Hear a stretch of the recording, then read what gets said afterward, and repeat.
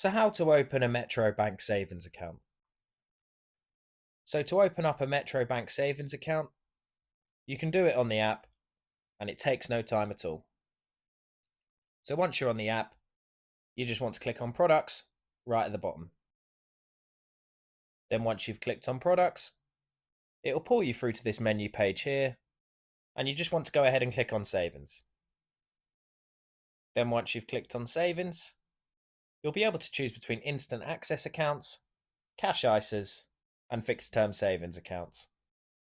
So for the example of this video, we're going to go with instant access.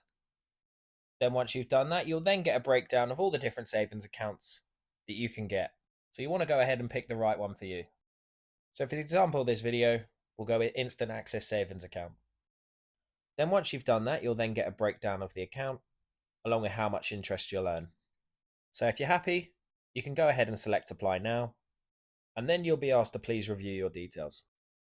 And if you're happy with that, click confirm, and then you'll just be asked to read some product information.